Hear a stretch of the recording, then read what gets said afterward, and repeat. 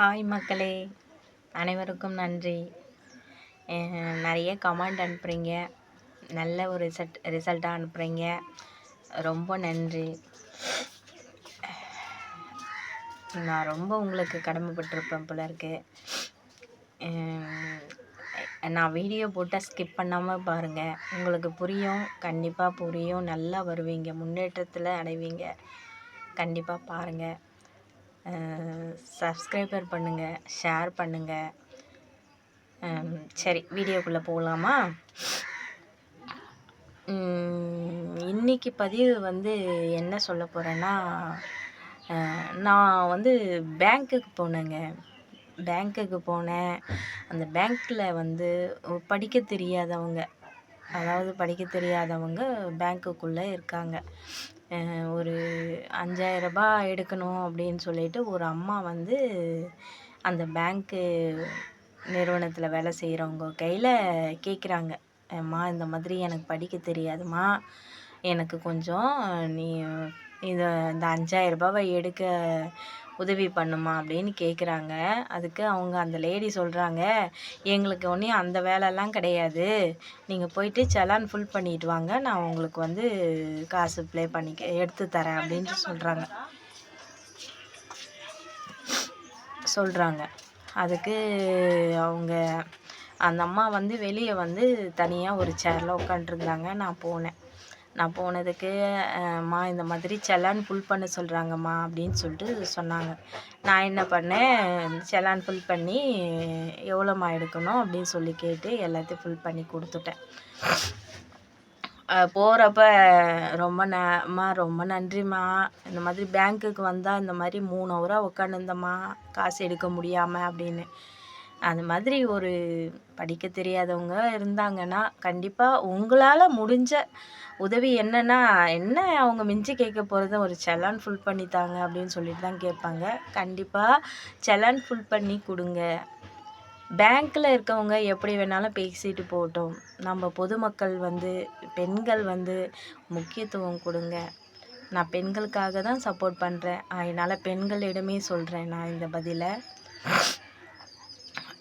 அப்புறம் அடுத்த இது யார், அதாவது எந்த படிக்க தெரியாதவங்களோ இல்லை வயதானவங்களோ இல்லை முடியாதவங்களோ, ஒரு ஹாஸ்பிட்டலில் கூட சரி, ஒரு ஹாஸ்பிட்டலுக்கு போனால் கூட சரி, ரொம்ப முடியாதவங்க வயதானவங்க இருந்தாங்கன்னா கண்டிப்பாக கொஞ்சம் உதவி பண்ணுங்கள்.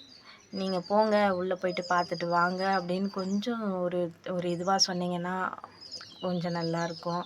அதே மாதிரி ஒரு ரேஷன் கடைக்கோ இல்லை ஒரு பஸ்ஸுலேயோ அதாவது கால் கை ஊனமாக இருக்கவங்களுக்கு ஒரு முன்னுரிமை கொடுங்க. அவங்கள உட்கார வைங்க, உட்காருங்க அப்படின்னு சொல்லுங்கள். இதெல்லாம் நம்ம அதாவது பாவ புண்ணியம் கணக்கு பார்த்தோம்னா அதில் இந்த மாதிரி ஒரு உதவியெல்லாம் பண்ணோம்னா நம்ம பாவம் அதாவது பாவ கணக்கில் நம்மளுக்கு ஒரு நல்ல கணக்காக கடவுள் அமைப்பாராம். அதனால் இதெல்லாம் கொஞ்சம் கொஞ்சம் உதவி பண்ணுங்கள். ஏன்னா நான் பார்த்ததில் இதெல்லாம் உங்களுக்கு நான் மறுபடியும் பதிவிடுறேன், வேறு எதுவும் இல்லைங்க. யாரும் தப்பாலாம் எடுத்துக்காதீங்க, என்ன இந்த மாதிரியெல்லாம் போடுறாங்களே அப்படின்னு சொல்லிட்டு தப்பாக எடுத்துக்காதீங்க. அப்புறம் இந்த கடையில் நான் கடையை பற்றி தாங்க போடுறேன். நான் எந்த ஒரு பெண்களை பற்றியோ ஒரு ஆண்களை பற்றியோ இல்லை வேறு ஏதோ சமூகத்தை பற்றியோ இல்லை அரசியல் பற்றியோ எந்த ஒரு இதுவும் நான் பதிவிட மாட்டேன். என்னுடைய சூழ்நிலைக்காக தான் நான் இந்த யூடியூப்பில் வந்தது. ஆகையனால் எனக்கு என்னுடைய முன்னேற்றத்துக்காக தான் நான் வந்தது. அதே மாதிரி பெண்களுக்கு ஒரு நல்ல முன்னேற்றம் வரும் அப்படின்றதுக்காக தான் நான் இந்த மாதிரி பதிவு நான் இடுறேன். என்னுடைய கடையில் நான் என்ன பேக் பண்ணுறேன், நான் இன்றைக்கி என்ன ரோல் பண்ணுறேன், நான் இன்றைக்கி என்ன இது பண்ணுறேன், அது மாதிரி நீங்களும் முன்னேற கற்றுக்கோங்க. எனக்கு தெரிஞ்சதை நான் உங்களுக்கு சொல்கிறேன், அவ்வளோதான். நான் மற்றபடி எல்லாம் நான் எதுவும் பேசுகிறதுக்கு பேசலை, அவ்வளோதான். எனக்கு அதிலலாம் ஆர்வம் இல்லை. நான் என்னுடைய குடும்பத்தை பார்ப்பேன். என்னுடைய சூழ்நிலைய பார்க்குறேன். அதாவது பெண்கள் வந்து நான் ஏன்னா நான் பட்ட கஷ்டத்தையெல்லாம் நான் திருப்பி உங்களுக்கு சொல்றேன். வேற எதுவும் கிடையாது. அதனால பெண்கள் வந்து முடியாதவங்கள கொஞ்சம் நீங்க உதவி பண்ணுங்க தான் கேட்குறேன். நீங்க வேற எதையும் நான் உங்கள்ட்ட வந்து கேட்கல. அதே மாதிரி இந்த பாட்டி வைத்தியத்தில நெறைய பேர் வந்து ரொம்ப நன்றி, நன்றின்னு கேட்டிருக்கீங்க. ஏங்க நன்றி சொல்றீங்க? எனக்கு தெரிஞ்சத நான் உங்களுக்கு சொல்றேன், ஷேர் பண்றேன் அவ்வளோதான். உண்மையாலுமே நான் சொல்லி அதாவது நெறைய பேர் அதான் ஃபாலோ பண்ணியிருக்காங்க. அதில வந்து ரிசல்ட் கிடைச்சதுனால, நல்ல ரிசல்ட் கிடைச்சிருக்குன்னு சொல்லிட்டு இப்ப எனக்கு சொல்றாங்க. அதனால தாங்க நான் அந்த பதிவெல்லாம் உங்களுக்கு நான் சொல்றேன். ஏன்னா நான் நான் வந்து ட்ரை பண்ணியிருக்கேன். அந்த மாதிரி இந்த மருதாணி போட்டு தலையில வந்து அந்த கரிஞ்சீரகத்த போட்டு சொல்லியிருந்தப்ப ஒரு பதிவு. அந்த பதிவ நான் போட்டதுனால உங்களுக்கு ஷேர் பண்ணேன். நெறைய முடி வளருங்க. நான் இப்போ கட் பண்ணி விட்டுருக்கேன். அதனால வந்து எனக்கு வந்து அ சின்ன முடியா இருக்கு. மத்தபடி எனக்கு ரொம்ப நீளமான முடி. அதுக்கப்புறம் வந்து வேற என்ன பதிவு பேசணும்? நெறைய ரொம்ப வியூவர்ஸ்லாம் பார்க்குறீங்க. உண்மையா என்னுடைய வீடியோஸ் பிடிச்சிருக்கணும்னு நினைக்கிறேன். கண்டிப்பா பாருங்க. எனக்கு சப்போர்ட் பண்ணுங்க. நீங்க சப்போர்ட் பண்ண எனக்கு இன்னும் ஆர்வம் வரும். நான் நல்ல பதிவ தான் இடுவேன்.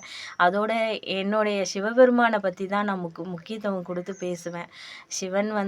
சிவபெருமான் வந்து எனக்கு ரொம்ப பிடிக்கும். அதனால வந்து அவர பத்தி நான் முக்கியத்துவம் குடுத்து ரொம்ப பேசுவேங்க. அந்த பதிவுக்கு முக்கியத்துவம் குடுத்து நீங்களும் வியூவர்ஸ்ல பார்க்குறீங்க. நெறைய லைக் பண்றீங்க, ஷேர் பண்றீங்க, சப்ஸ்கிரைபர் பண்றீங்க. ரொம்ப நன்றிங்க. இந்த நன்றி கடன்லாம் வந்து நான் கண்டிப்பா ஒரு நாளைக்கு ஒரு நல்ல ஒரு சர்ப்ரைஸ் அதாவது நல்ல ஒரு புதிரா வந்து நான் உங்களுக்கு பதிவிடுவேன். ஏதாவது தவறுதலா பேசியிருப்பேன். திட்டி பேசியிருப்பேன். அதெல்லாம் வந்து கொஞ்சம் மனசில் வச்சுக்காதீங்க.